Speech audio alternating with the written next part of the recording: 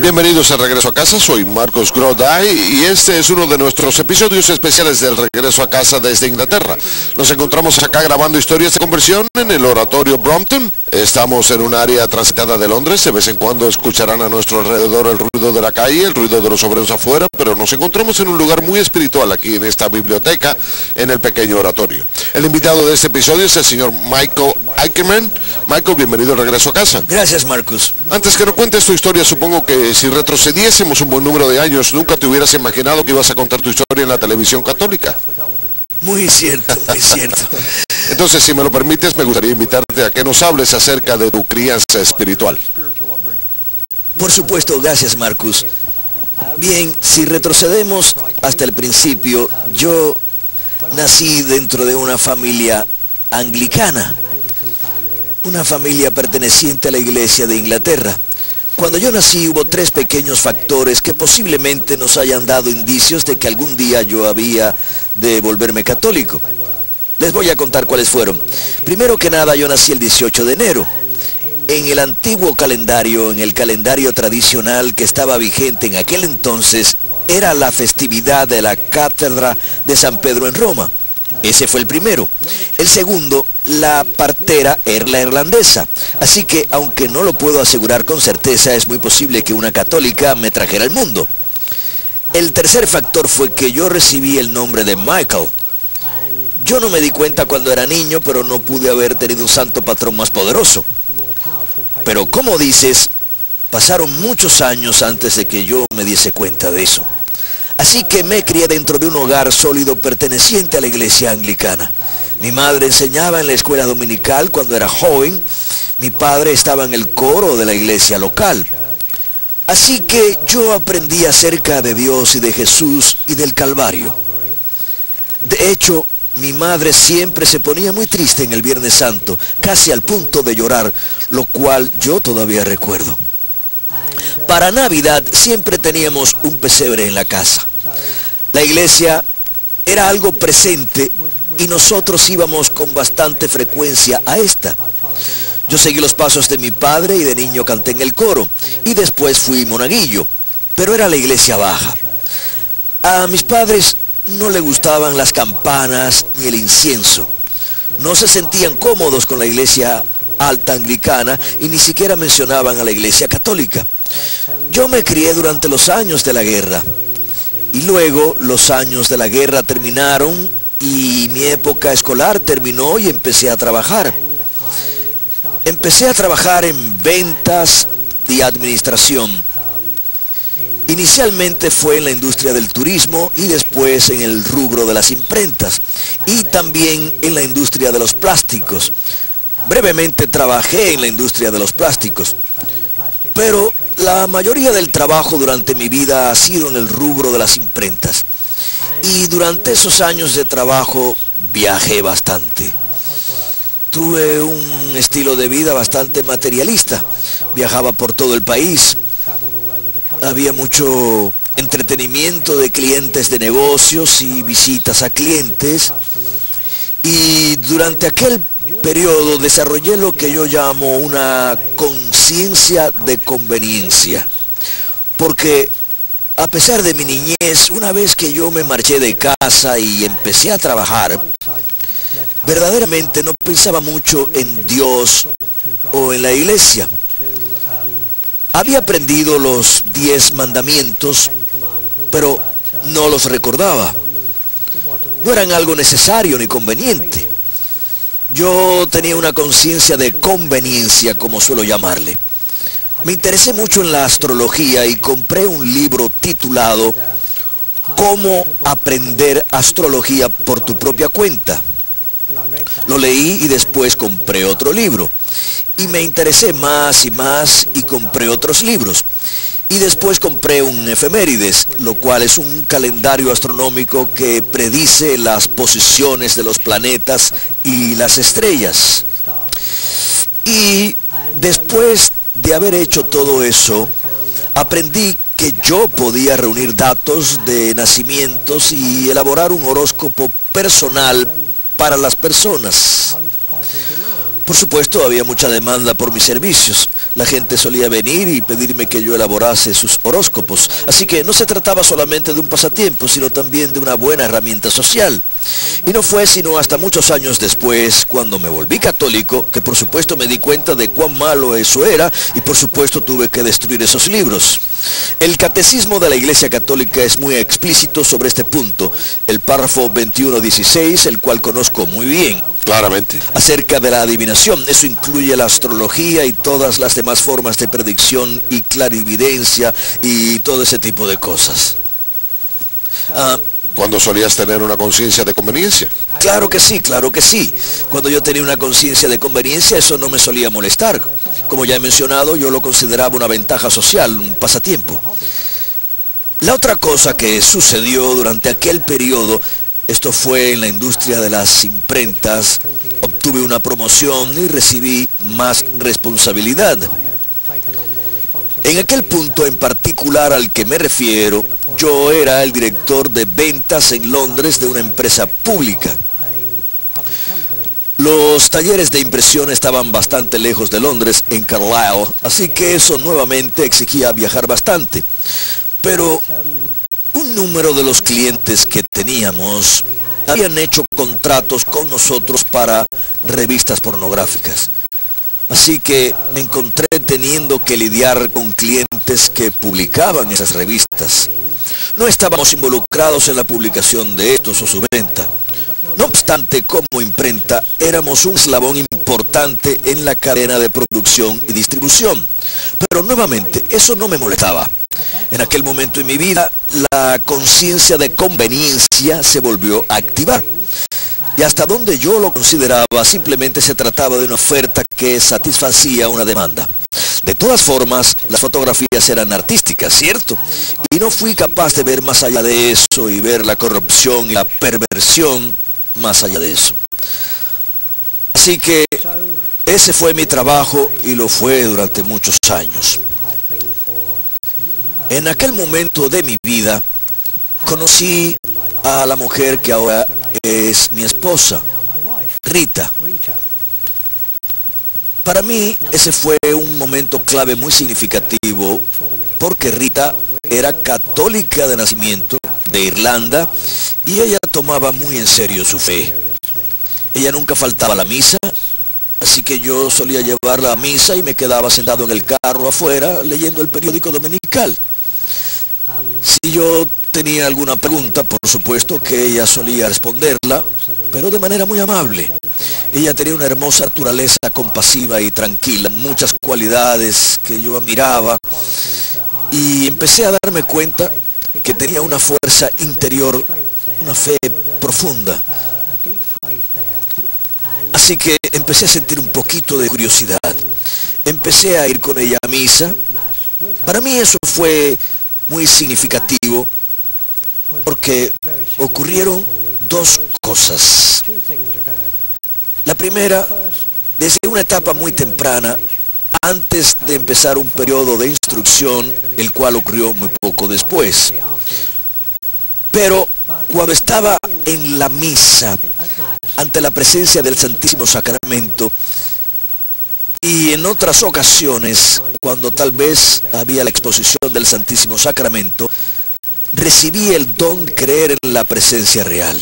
Porque me di cuenta a la fuerza de que aquella pequeña hostia consagrada, que era elevada durante la consagración del pan,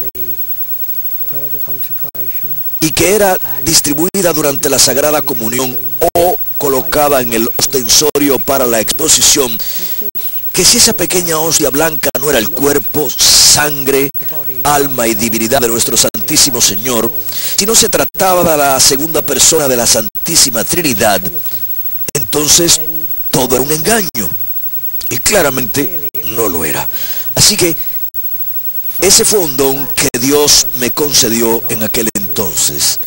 Fe en la presencia real, que gracias a Dios ha permanecido conmigo desde aquel entonces y se ha fortalecido y profundizado.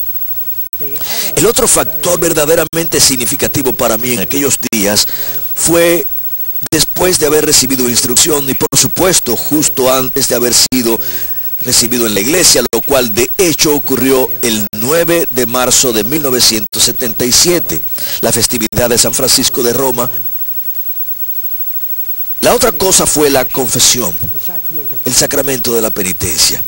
Bien, cuando yo era joven, estando en la iglesia anglicana, por supuesto que existía una forma de confesión general en el servicio, pero creo que nunca le presté mucha atención.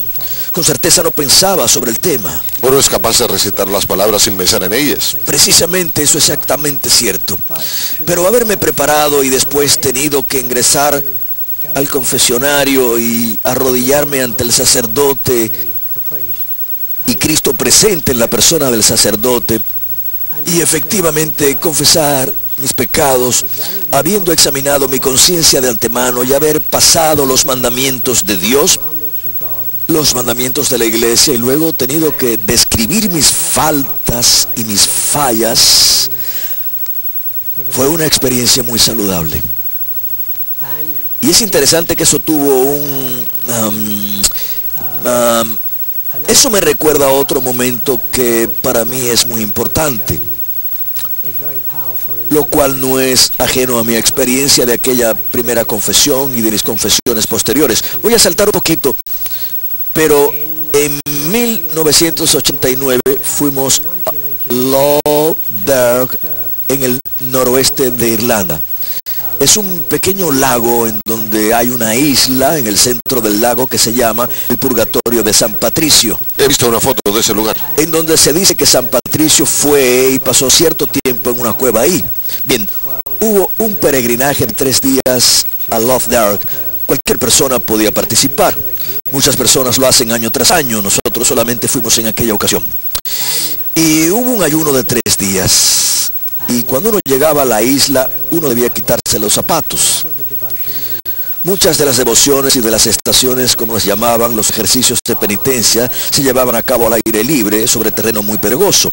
Era difícil, verdaderamente lo era, pero lo que yo recuerdo, y esto yo lo asocio con lo que te estaba contando sobre la confesión, en cierto momento, durante los ejercicios, uno salía de la iglesia y se paraba con la espalda pegada a la pared de la iglesia frente a una cruz de Santa Brígida, con la espalda pegada a la pared de la iglesia, y uno estaba mirando hacia el agua y estaba lloviendo y el viento soplaba.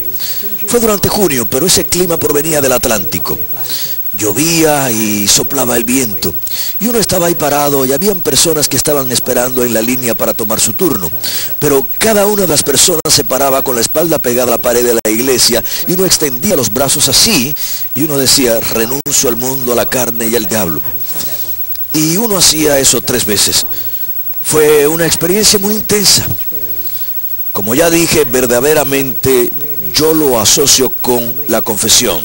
Lo relaciona con la confesión. Exactamente, sí. Así que ahí nos encontrábamos. Fui recibido en la iglesia y empecé a madurar. De muchas formas, mi regreso a casa verdaderamente empezó cuando yo fui recibido en la iglesia. Es cierto que tuve un periodo de instrucción y el maravilloso ejemplo de Rita, y ella fue mi catequista. Ella era capaz de responder cualquier pregunta que yo le hiciera porque ella todavía recordaba pasajes largos del catecismo de cuando ella era niña y aprendió el catecismo. Pero el periodo de preparación fue bastante breve. A diferencia de muchos otros invitados, yo no tuve una larga batalla con las escrituras y con descubrir la verdad. Aquí la verdad me fue presentada por completo y luego procedí a partir de ahí. Pero nuevamente, al igual que muchos conversos, me volví bastante fervoroso, porque al haber descubierto la verdad y al haber descubierto la autoridad de la iglesia y al ahora ser parte de esta gran continuidad de 2000 años de historia, yo quería compartir eso con otras personas. Así que llegamos a un punto en el cual nuevamente, alrededor de esa época, creo que fue el mismo año que nuestra visita a Loveberg, decidimos producir un pequeño panfleto. Dimos inicio a un apostolado de panfletos. Era un pequeño panfleto de 4 páginas. Es muy sencillo y fácil de leer. Escribimos uno acerca de la autoridad de enseñanza de la iglesia y la importancia de la autoridad de enseñanza de la iglesia y del magisterio. ¿Te sentiste impulsado a hacer eso porque a tu alrededor veías católicos que verdaderamente no valoraban aquella gran verdad, o tal vez no católicos también? Sí, creo que tiene que ver mucho con lo que acabas de decir. ¿Eso te motivó a darte cuenta de la necesidad de esto? Por supuesto que me motivó y ciertamente hacía falta, como dices, al conversar con compañeros católicos y al conversar con no católicos. Tal vez no tenían el mismo fervor que yo tenía por la autoridad de enseñanza, porque aquí teníamos una institución única en el mundo, con el amor de nuestro Señor Jesucristo, el cetro de ella. Fue la iglesia que Él fundó, y Él la fundó para enseñar a todas las naciones. Ese fue su mandamiento a través de la autoridad de la iglesia. También debo mencionar, antes de contarles más acerca de los panfletos, que todos los cristianos, para poder ser cristianos, debían afirmar los 12 artículos del credo. Pero como católico, yo aprendí muy desde el principio que podíamos añadir algunas palabras al final de estos, las cuales yo tenía en un libro de oraciones y devociones, y todavía lo sigo usando. Pero al final del credo podemos decir: además creo todas y cada una de las verdades que la Santa Iglesia Católica propone, porque tú las revelaste, oh Dios, que eres la eterna verdad y sabiduría, que no puede engañarse, ni nos puede engañar. Nosotros como católicos podemos decir eso porque tenemos el magisterio. Así es, sí. Guiados por el Espíritu. Cristo le dio el Espíritu a la iglesia para guiarnos en toda la verdad. Así es, sí. Entonces, nosotros teníamos este pequeño panfleto y lo circulamos. Creo que tuvo muy buena recepción entre bastantes personas, pero habiendo establecido este formato, el cual era muy fácil, podía ser leído en 20 minutos mientras uno tomaba una taza de café, de manera que cualquiera podía leer ese formato. Alrededor de la misma época, un amigo nuestro trajo un libro cuando regresó de Estados Unidos, titulado El unicornio y el santuario. Ese fue el primer libro en ser publicado que examinaba la infiltración de la nueva era en la Iglesia Católica. Varias ideas y creencias y prácticas que estaban empezando a infiltrarse en la Iglesia Católica. Así que leímos ese libro con gran interés y nos dimos cuenta que tenía bastante información muy valiosa y que la gente muy fácilmente podía involucrarse en estas actividades. Y recuerden que yo había tenido aquella experiencia con la astrología. Así es. Muchos años atrás. Y yo había sido miembro de la Asociación Astrológica. Así que yo sabía cuán popular eran esos pasatiempos inocentes, como leer el horóscopo en el periódico, y cómo podían despertar interés y hacer que la gente después piense: tengo que leer las estrellas el día de hoy para saber qué es lo que me va a pasar. Y cómo eso empieza a tomar precedencia por encima de la providencia divina, la oración y confiar en la gracia de Dios. Así que yo conocía los peligros que existían y cuán fácilmente uno podía ser atraído hacia esas cosas. Así que leímos ese libro y nos dimos cuenta que muchas personas no comprarían el libro, y que si lo compraban probablemente no iban a tener tiempo para leerlo. Así que recibimos permiso del autor y de la editorial para escribir una síntesis del libro, lo cual hicimos, y publicamos esa síntesis. Yo digo publicamos y suena como algo muy grandioso, pero no olviden que yo trabajaba en la industria de las imprentas. Así que imprimimos unos cuantos cientos de copias y las circulamos entre nuestros amigos, familiares, vecinos y parroquias locales. Aquella edición en particular empezó a tener una circulación algo amplia y pocos meses después fue reimpresa en una revista que se llama Orden Cristiano. Y al final del artículo había una nota, pues fue reproducido como un artículo. Al final, la nota decía que se podían obtener copias impresas con nosotros. Nos pusimos de nombre MI Asociados y recibimos tantas peticiones que al cabo de 3 meses de la aparición de ese artículo, habíamos distribuido 8,000 panfletos. Y por supuesto, eso llevó a otros panfletos y ahora hemos creado nuestra propia página web, muchos años después, pero es algo que hemos hecho ahora. Esta página web se llama catholicassociates.com, todo junto, www.catholicassociates.com. Y nuestros panfletos se encuentran en la página web y los pueden descargar o leerlos en la página web. En el momento presente hay 20 panfletos. ¿Definen las enseñanzas de la iglesia? 20 panfletos en la serie. Todos tienen que ver con la enseñanza de la iglesia, defender la verdad acerca de la educación religiosa, algunos artículos devotos y por supuesto hay varios acerca de temas de la nueva era. La cual puede ser muy atractiva. Veo que en su solapa tiene algo que usted no hubiera tenido cuando tenía una conciencia de conveniencia. Son 2 pequeños pies.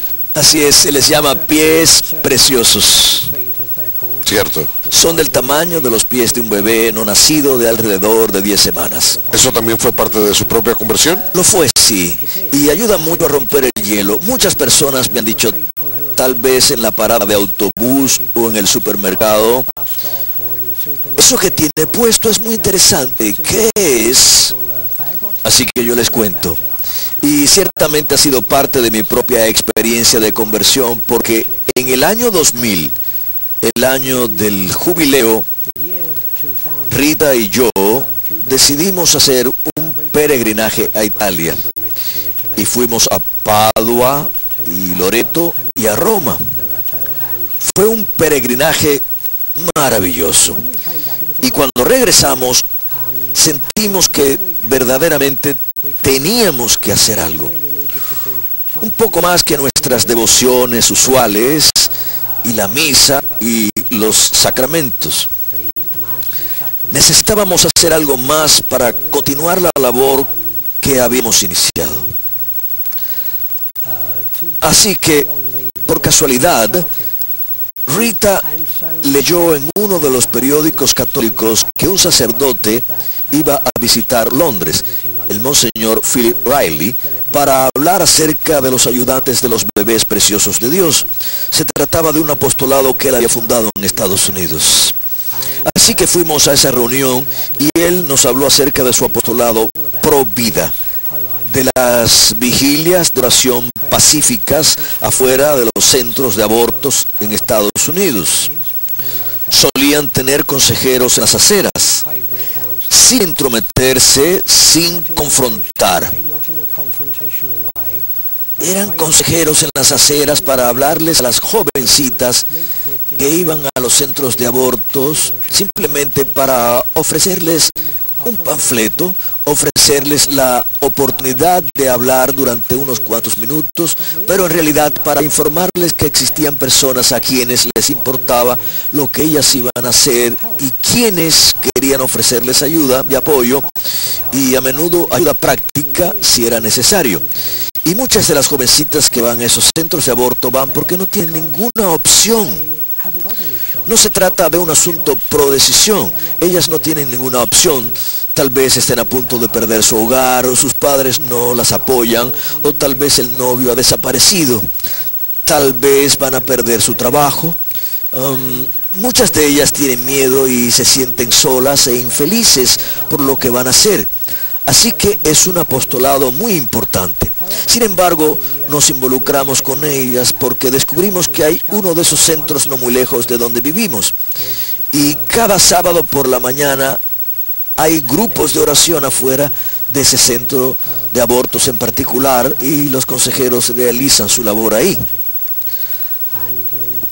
Habiendo empezado eso y habiendo ido en algunas ocasiones, nos encontrábamos en el año 2000. En el 2001 hubo una elección general en este país.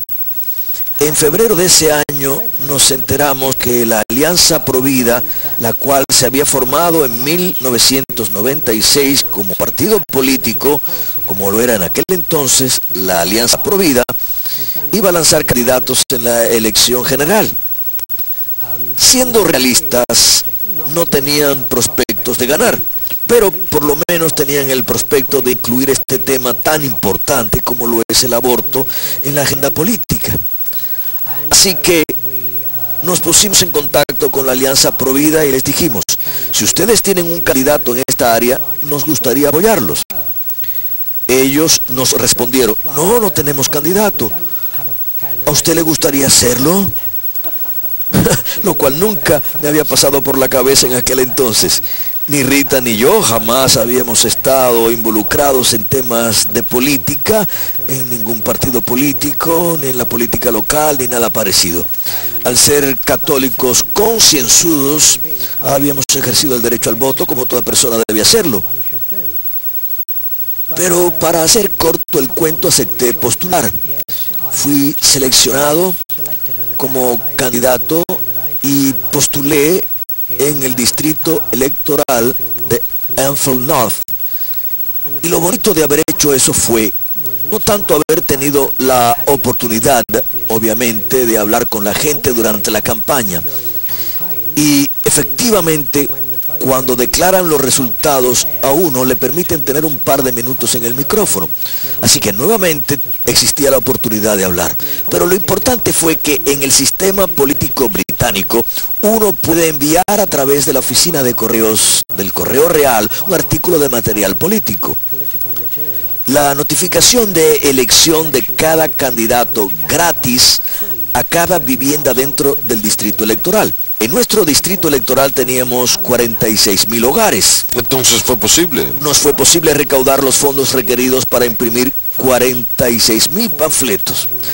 Así que emitimos una declaración, nuestra notificación de elección en esa cantidad. Y enviamos una a cada hogar dentro del distrito electoral. En lo que a nosotros concernía, obviamente perdimos ese depósito, pero sabíamos que eso iba a suceder. Pero tampoco terminamos en último lugar. De 6 candidatos ocupamos el 5º lugar. Así que no nos fue tan mal. Pero incluso si apenas uno de aquellos panfletos hubiera llegado al hogar de una joven que estuviera considerando abortar a su bebé, es posible que ella haya leído algo que le haya hecho cambiar de opinión. Nunca lo sabremos. Nunca lo sabremos. Michael, gracias por haber contado tu historia en el regreso a casa. Te lo agradecemos mucho. Muchas gracias.